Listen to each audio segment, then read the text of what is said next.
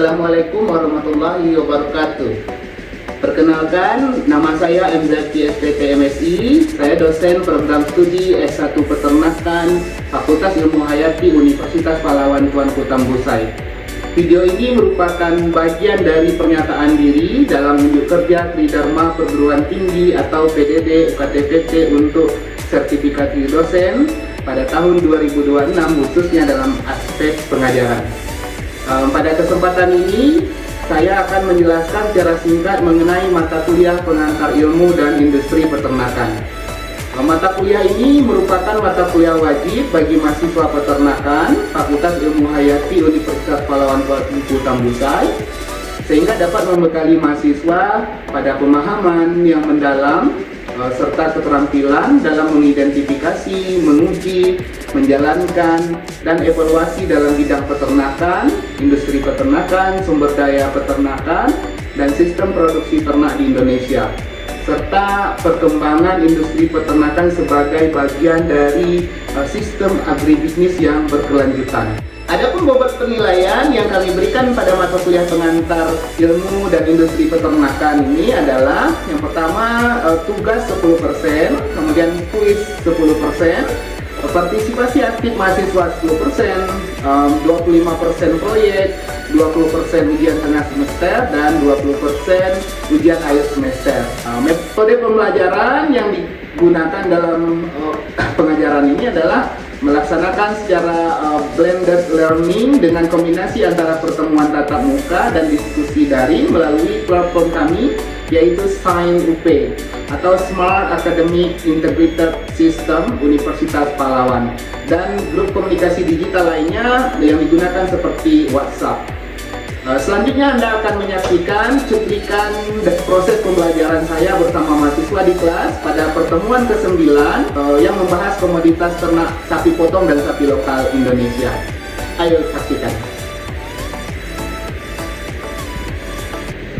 Bismillahirrahmanirrahim. Assalamualaikum warahmatullahi wabarakatuh.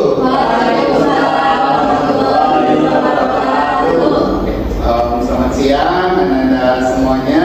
Oke, masih di semangat ya? Alhamdulillah. Jadi alhamdulillah pada kesempatan siang hari ini kita kembali di mata kuliah pengantar ilmu dan industri peternakan.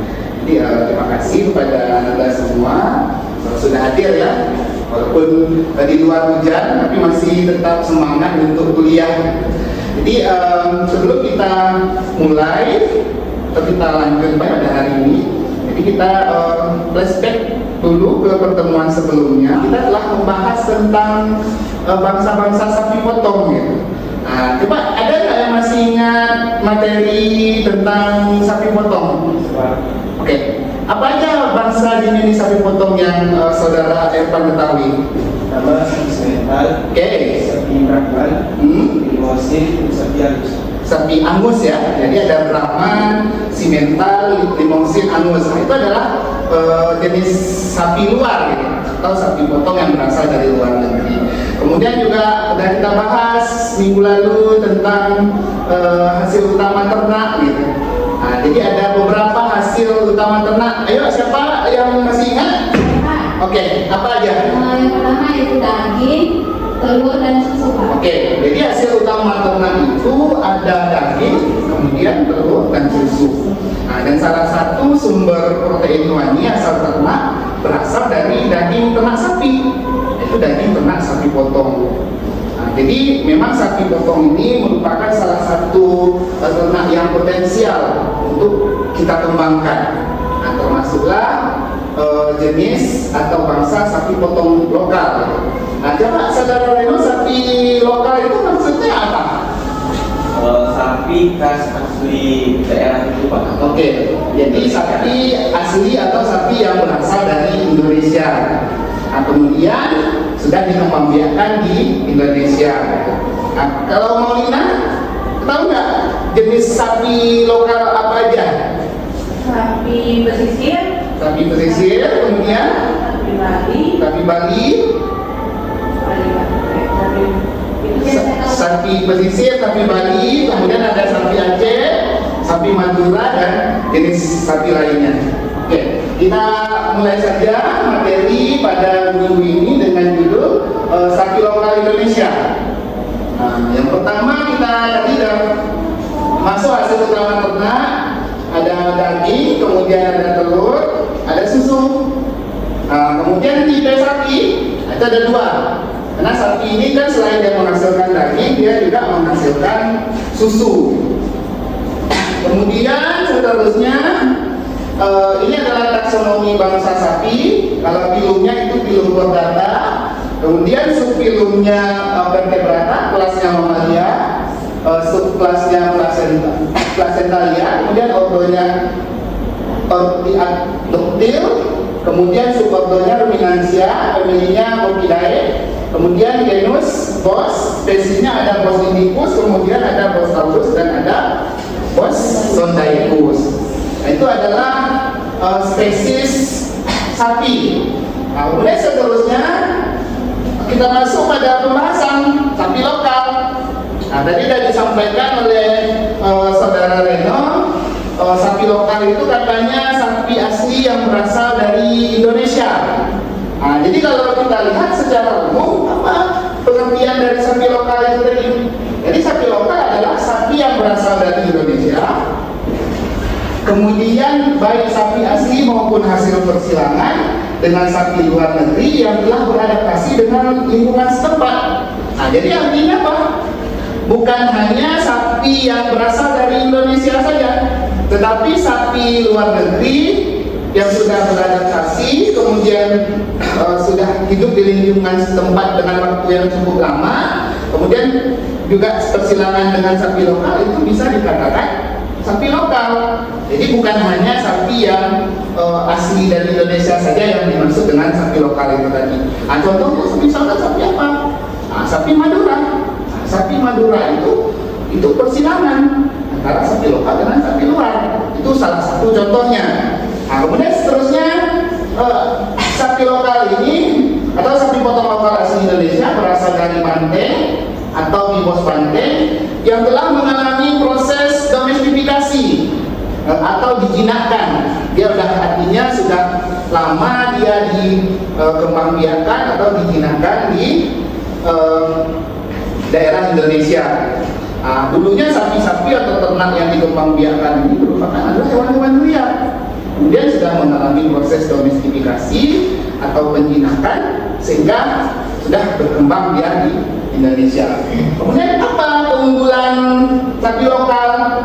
Nah, yang pertama mudah beradaptasi terhadap daerah yang mempunyai iklim tropis.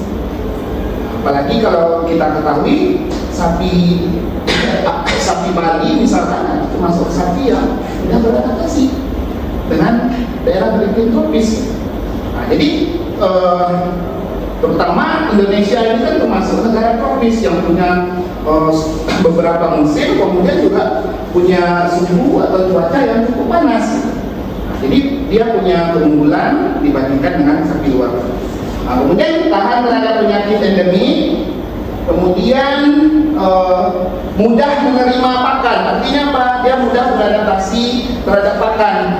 Nah, termasuk dengan pakan yang punya serat tinggi. Jadi ternak sapi lokal ini umumnya tidak terlalu memilih dalam hal pakan atau makanan. Nah, berbeda dengan sapi-sapi luar yang lebih sedikit memilih atau lebih memilih terutama dalam hal makanan.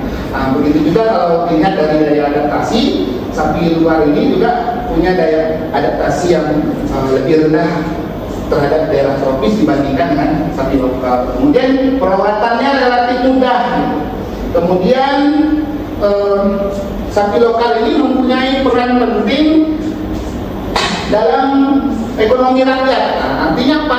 Sebagai salah satu penopang sumber perekonomian di masyarakat. Nah, jadi bagaimana yang kita ketahui, umumnya banyak atau kebanyakan masyarakat kita beternak ini hanya sebagai sampingan. Nah, artinya apa? Beternak bukan sebagai usaha utama, tetapi dia hanya sebagai sampingan. Istilahnya dianggap sebagai tabungan. Artinya tidak begitu serius. Nah, jadi begitu juga dengan pemeliharaan. Kadang banyak yang dilepaskan saja, dibiarkan, artinya tidak dikandangkan, ternak dibiarkan mencari rumput sendiri sapinya. Itulah mungkin termasuk bagian dari kekurangannya. Nah, jadi coba Reno, nah, sistem pemeliharaan pada ternak itu kan ada 3 ya, kita sudah pernah bahas sebelumnya. Coba sebutkan salah satunya. Pertama yaitu sistem ekstensif. Ekstensif itu maksudnya apa? Sapi itu dilepaskan di padang pembalaan saja, Bapak. Oke. Kemudian sapi mencari makan sendiri, minum sendiri, dan itu yang dinamakan dengan sistem ekstensif. Kemudian sistem semi ekstensif ini pada pagi sampai sore hari ternak dilepaskan di lapangan pembalaan, kemudian sorenya dimasukkan ke dalam kandang kemudian diberi makan lagi. Kemudian yang ketiga, coba itu yang ketiga apa tadi? Ada ekstensif, kemudian semi intensif, kemudian ada intensif, Pak. intensif. Nah, kalau intensif itu artinya apa? Intensif ini artinya pemeliharaan sistem di kandang aja, Pak. Jadi dia perlu dikatakan. Jadi ada 3 sistem pemeliharaan ya. Jadi pertama intensif, kemudian semi intensif dan intensif. Nah, kebanyakan masyarakat kita, terutama di peternak-peternak tradisional ya, nah, termasuklah peternak sapi-sapi lokal kita ini, banyak yang mereka itu diternakkan secara semi intensif. Jadi ada beberapa daerah, terutama mungkin kalau di daerah kita di Riau, dia dilepaskan aja di padang pengembalaan di lahan kelapa sawit gitu. Kemudian nanti setelah sore hari baru nanti dikandangkan, sore hari sampai malam hari, pagi hari itu dia dikandangkan. Artinya apa? Ternak dibiarkan mencari makan sendiri, sehingga itu bisa mempengaruhi performance ternaknya. Nah, jadi apa? Kalau dia dilepaskan belum tentu dia mampu memenuhi kebutuhan makan atau kebutuhan nutrisinya. Nah, jadi apa? Sehingga perlu dilakukan satu tindakan merubah pola pikir masyarakat, terutama dalam hal beternak, termasuk beternak sapi potong ini, terutama dalam hal sapi lokal. Karena sapi lokal ini punya potensi untuk dikembangbiakkan. Kenapa? Berdasarkan keunggulan-keunggulan. Oke, ada pertanyaan? Saya, Pak. Oke. Apa keunggulan sapi lokal dibandingkan sapi luar, Pak? Oke, jadi juga ada dijelaskan ya beberapa keunggulannya. Yang pertama itu mudah beradaptasi terhadap iklim atau daerah tropis, terutama Indonesia. Indonesia ini termasuk daerah tropis ya, yang punya cuaca yang cukup panas, suhu lingkungan juga cukup panas. Nah, kemudian yang kedua dalam hal pakan, ternak lokal ini tidak terlalu memilih dalam hal pakan. Kemudian selain itu juga punya daya tahan terhadap penyakit yang lebih tinggi. Kemudian ternak lokal ini juga punya peran penting dalam masyarakat karena bisa menjadi salah satu penopang sumber perekonomian di masyarakat. Nah, kemudian kita lihat selanjutnya. Salah satu bangsa sapi lokal ini yang paling banyak dikembangbiakkan di masyarakat ya, dan cukup dikenal, itu adalah sapi Bali. Jadi sapi Bali dengan ciri-ciri kalau kita lihat bulu berwarna merah mata, kemudian pada ternak jantan itu akan menjadi hitam pada saat dewasa. Nah, itu adalah salah satu keunikan daripada sapi Bali. Jadi kalau sapi Bali ini yang jantannya kalau dia udah dewasa nanti dia akan berubah menjadi warna hitam. Nah, berbeda dengan betina. Kalau betina dia tidak akan berubah warna. Ini khusus pada yang jantan. Kemudian terdapat warna putih pada kaki mulai dari dengkul depan dan belakang. Kemudian bagian bawah, bagian bibir bawah, kemudian bagian pantat. Nah, kemudian ciri-ciri seterusnya ternak jantan maupun betina itu memiliki tanduk. Nah, karena kan ada juga kadang bangsa-bangsa ternak sapi yang nggak memiliki tanduk, kan nggak semua sapi mempunyai tanduk. Kemudian mempunyai gumbang, bentuknya khas. Kemudian berat badan betina itu dapat mencapai 300 kg, sedangkan yang jantan bisa mencapai 400 kg. Kemudian mempunyai temperamen yang tinggi sehingga masih mempunyai sifat liar yang masih terlihat. Nah, itu kalau sapi Bali ini sifat temperamennya agak lebih tinggi. Jadi dia masih terlihat sifat liarnya.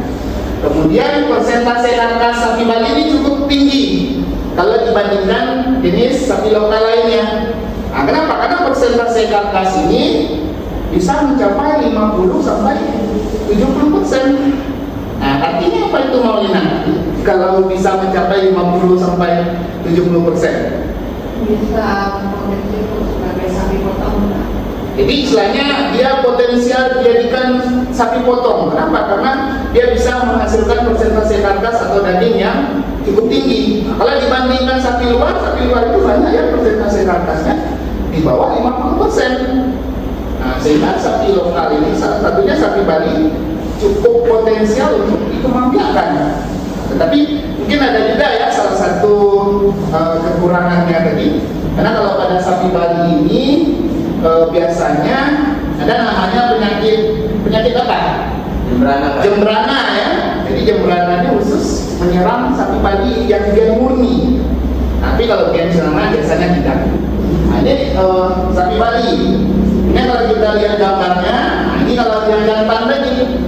Nah, dia kalau yang jantan, kalau udah dewasa, dia akan berubah warna menjadi warna hitam tadi. Tapi kalau pada saat dia baru lahir, nah warnanya hitam nggak? Nah, enggak ya. Jadi pada saat dia udah dewasa nanti, dia akan berubah menjadi warna hitam. Nah, ini sapi Bali. Tapi kalau sapi yang betina itu tidak, khusus yang ternak dan kambing. Kemudian yang kedua sapi Aceh. Nah, sapi Aceh itu tubuhnya didominasi warna merah bata dengan bulu merah bata sampai coklat. Jadi warna merah bata sampai coklatan ya. Nah, asalnya dari mana Irfan kalau sapi Aceh?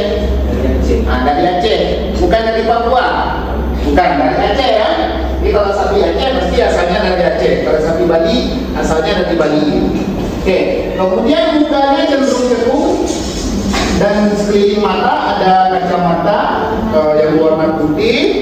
Kemudian seterusnya telinga kecil mengarah ke samping, tidak terbulai, dan warna telinga bagian dalam itu berwarna keputihan. Nah, kemudian tanduknya beragam, ada yang mengarah ke samping, kemudian ada juga yang melengkung ke atas. Jadi tanduk pada ternak sapi Aceh ini sangat beragam. Kemudian punggungnya cenderung cekung dan garis punggung itu coklat kehitaman. Nah, kemudian punuk. Jadi kalau sapi Bali ini, sapi Aceh ini dia berpunuk. Beda dengan sapi Bali. Kalau sapi Bali tadi dia tidak berpunuk. Nah, kalau sapi Aceh dia berpunuk. Jadi punuk sapi Aceh jantan ini besar mengarah ke belakang, sedangkan pada betina itu dia ukuran punuknya lebih kecil, setengah tempurung kelapa. Nah, punuk itu bagian mananya? Irfan masih ingat punuk yang bagaimana? Yang di sini ya, bawah punggungnya ya, itu punuk. Kalau yang di bawah sini apa namanya? Gelambir. Oke. Kemudian kaki warna merah bata sampai coklat dan kaki bagian dalam itu lebih terang dari kaki bagian luar. Kemudian pantat itu hampir rata-rata penuh padat dan berisi. Kalau kita lihat juga dari berat badan, sapi Aceh ini cukup besar. Kenapa? Karena sapi Aceh ini berat badan jantannya bisa mencapai kurang lebih 550 kilo. Kemudian betina 400 kilogram. Jadi sapi Bali, sapi Aceh sama-sama punya potensi untuk dikembangkan. Nah, ini gambarnya tadi. Kalau kita lihat, nah ini punuk. Nah, punuk tadi bagaimana? Yang bagian punggungnya ya. Nah, punuk itu yang bagian yang atasnya yang di sini. Ini punuknya. Ini sapi Aceh. Nah, ini jantan atau betina? Jantan ya. Ini sapi Aceh yang jantan. Ini banyak dikembangkan oleh masyarakat, terutama di Aceh sana. Umumnya masyarakat peternak sapi itu ternak sapi Aceh. Nah, kalau di daerah kita mungkin di Riau ini lebih banyak populasi Bali dibandingkan dengan sapi Aceh. Nah, tapi nggak Bali ini juga banyak masyarakat kita yang telah menyilangkan sapi Bali ini dengan jenis sapi lain. Nah, sehingga apa? Karena kalau kita melakukan persilangan ya, tentu ada kelemahan, ada kelebihan. Salah satu kelemahannya adalah gen daripada keturunannya sudah tidak mumpuni lagi. Kemudian kalau kita lihat dari kelebihan, jadi produktivitasnya akan meningkat. Kenapa? Karena salah satu tujuan dari persilangan itu adalah meningkatkan produktivitas ternak. Terutama kalau ternak kotor, tentu meningkatkan produksi apa? Produksi daging ya. Jadi kalau ternak kotor meningkatkan produksi dagingnya. Oke, sampai sini ada yang mau bertanya? Oke, ada pertanyaan? Ada pertanyaan? Cukup. Oke, ini ya. Jadi di minggu lalu itu sudah dikasih tugas ya. Jadi sudah dikasih tugas. Nanti tugas yang makalah minggu lalu tentang pengembangan ternak sapi kotor itu bisa dikumpulkan melalui Google Classroom yang sudah disediakan. Jadi tidak perlu nanti di print out. Jadi cukup dikumpulkan melalui Google Classroom. Kemudian untuk minggu depan kita akan mengadakan kunjungan ya. Jadi ke peternak sapi kotor yang berada di daerah kampung. Kita akan lihat bagaimana sistem pemeliharaan mereka di sana, kemudian bagaimana sistem pakannya, kesehatannya, sehingga nanti kita bisa tahu apakah sistem pemeliharaannya sedang sesuai dengan standar atau tidak. Jadi tentu dianggap nanti sebagai salah satu tugas proyek pada mahasiswa ya. Jadi proyeknya nanti membuat makalah berdasarkan hasil kunjungan ke peternak pada minggu depan. Oke, ada pertanyaan? Pak, makalahnya dibagi ke kelompok, Pak. Makalahnya kelompok. Jadi nanti satu kelompok itu bertiga orang. Jadi satu kelompok 3 orang ya. Nanti dikumpulkan melalui Google Classroom. Tapi kalau untuk yang minggu depan, pas kita kunjungan ke lapangan, jadi tidak hanya makalah, jadi nanti akan membuat video juga. Jadi biar lebih jelas. Nanti kalau mahasiswa kalau misalkan nggak ada videonya, nanti kan nggak semuanya mudah mengerti kan. Tapi kalau ada video, oh ini jadi tapi ini. Jadi nanti dalam makalahnya juga dilampirkan gambar-gambar dan foto-fotonya. Kemudian nanti di video ini kita melihat bagaimana kondisi peternakan di daerah kampung. Nah, karena di sana banyak masyarakat yang membiarkan sapinya dengan sistem semi intensif dilepaskan di kebun-kebun sawit. Nah, bahkan kadang ada juga tuh yang sapinya nggak pulang-pulang gitu. Nah, entah diambil orang gitu kan, entah dijual orang gitu. Nah, itu karena mungkin harga sawit mahal ya. Jadi kalau harga sawit mahal, jadi fokusnya bukan ke ternaknya, tapi fokusnya ke sapinya. Tapi kalau dikembangkan, nah itu bisa menjadi sistem peternakan terintegrasi, terintegrasi dengan kelapa sawit. Tuh, oke. Ada pertanyaan? Ya sebelum kita akhiri ya, ini ada yang ada nggak hari ini? Berapa? Oke, ada. Berapa orang yang hadir? 2. Sama Jamal. Siapa? Jamal sama siapa? Itu Pak. Oh, Ridwan sama Jamal ya. Ya mungkin lagi dodo sawit ya mungkin. Dari duit ya kan.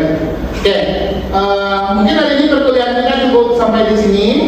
Jadi kalau untuk tugas dan lain sebagainya bisa kita komunikasikan melalui grup WhatsApp ya. Grup WhatsApp kelas mata kuliah. Dan kalau ada pertanyaan melalui grup WhatsApp saja. Kalau tidak ada pertanyaan, lebih dan kurang mohon maaf. Wassalamualaikum warahmatullahi wabarakatuh. Baru saja kita saksikan cuplikan proses pembelajaran saya pada pertemuan ke-9 mata kuliah pengantar ilmu dan industri peternakan yang berfokus pada topik memahami bangsa-bangsa sapi lokal Indonesia melalui proses pemaparan materi, kemudian tanya jawab dan sesi diskusi. Saya berharap cuplikan video pembelajaran ini dapat memberikan gambaran yang nyata mengenai pendekatan yang saya terapkan dalam kelas yang tidak hanya berorientasi pada pemahaman teori tetapi juga pada pengembangan kompetensi praktis dan kesiapan mahasiswa untuk menghadapi tantangan real di lapangan, baik itu di masyarakat maupun di industri peternakan. Terima kasih saya ucapkan kepada Kemendikti Saintek melalui Direktorat Jenderal Pendidikan Tinggi L2 Dikti 17 Wilayah Riau dan Kepri, serta seluruh tim dan asesor sertifikasi dosen pada tahun 2026 atas kesempatan dan dukungannya. Saya juga mengucapkan terima kasih kepada pimpinan dan seluruh Civitas Akademika Universitas Pahlawan Tuanku Tambusai yang telah berkontribusi dalam proses pembuatan video pembelajaran ini. Demikianlah yang dapat saya sampaikan. Semoga video pembelajaran ini bermanfaat bagi kita semua. Terima kasih. Wassalamualaikum warahmatullahi wabarakatuh.